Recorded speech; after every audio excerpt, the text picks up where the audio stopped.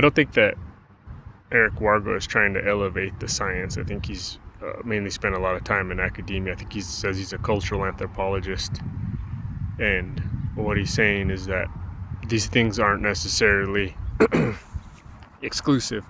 Like, you just don't have a technology created that's going to have make humans more time-faring. He thinks it might be more internal, but he does kind of ascribe, and it could be just the limits of his imagination, that it's going to have to come from some piece of technology. But I would argue that that technology already exists and it's in our mind. He has this idea that the brain acts like itself, is like some type of quantum computer, and I kind of agree with that.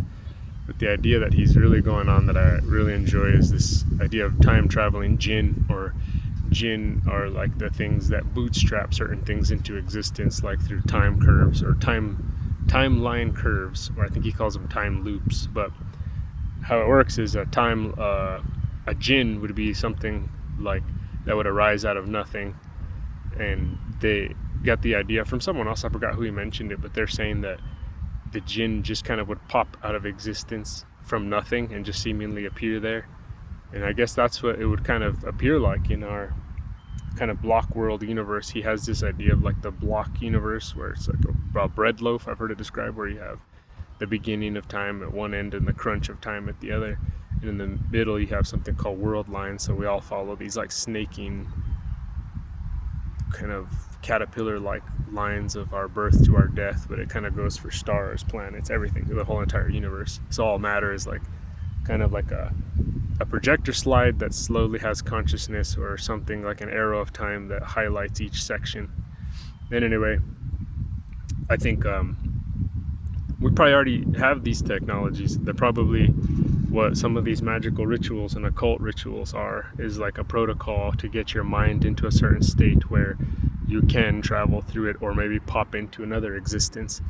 Like, I think of recently I heard Greg Carlwood of the Higher Side Chats on Danny Jones' podcast, and they were talking about a whole slew of, it's like a smorgasbord of conspiratainment topics, but a lot of them, both the guys are very well read in this stuff. They spend their time doing it's their business, and I trust what his assessments are on things.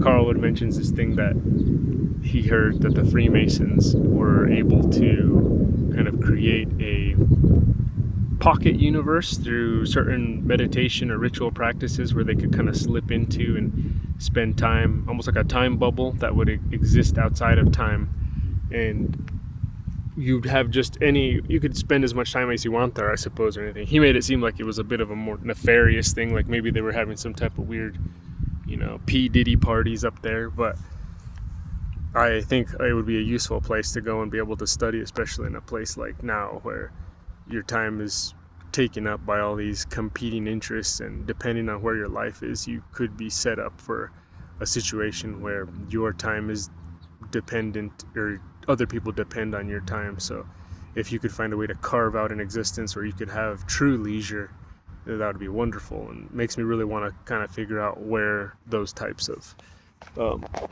practices can be found. But does it have to be in a group? Can it be on its own? But I mean, if you look at any kind of magical school or practice or spirituality, you see that meditation is at the heart of it. And I believe that if you can kind of put yourself in a state where your mind is clear and is not kind of being bandied about, it makes sense. I think that the ancients had this idea that, you still your mind, you make it more quiet, you sit there with it, you don't think about anything else. You may be able to kind of pop into existence with one of those jinn, or have something kind of pop into this existence. Like, I think we do in reality get something from nothing. I mean, even the materialists believe that the Big Bang occurred, and that's one of the biggest jinn Eric Wargo says ever, is like, all of a sudden something came out of nothing. But I think we see that continually in all our life. Like, we'll get certain flashes of ideas, we'll get certain emotions, possibly even like senses of color, story ideas, I think, pop into existence. I think they just churn from our mind. And part of the problem that why you can't do this regularly is like the sheer amount of distractions that we have are actually making it worse. And I think these distractions go far back. It's not just this new social media bad tech thing that we're too hyper connected, and I think that's not helping it. But I also think that we've had it in the past with other forms that have kept us maybe distracted. That's kind of all I want to talk about right now. I think I'll try to finish the book, see what else I think about it. I'm not trying to throw Eric Wargo under any some type of like, spirituality better than materialism bus. But I do think that like your worldview is important to how your imagination expands, and if you limit certain things or you're just ignorant of certain things, it could be either, like he mentions, which is interesting, that ignorance might be a feature of something you messed with in the future and now you have to kind of do it. I think there are guardrails, things that keep us maybe safe, and you could kind of interpret the Tower of Babel story as that, like, we advance too quickly, we get too reckless, and then it falls apart. That could be kind of a guardrail to keep you from burning out too quick. Gordon White, who I admire greatly, passed away back in May of 2026, which is a few months ago as of right now.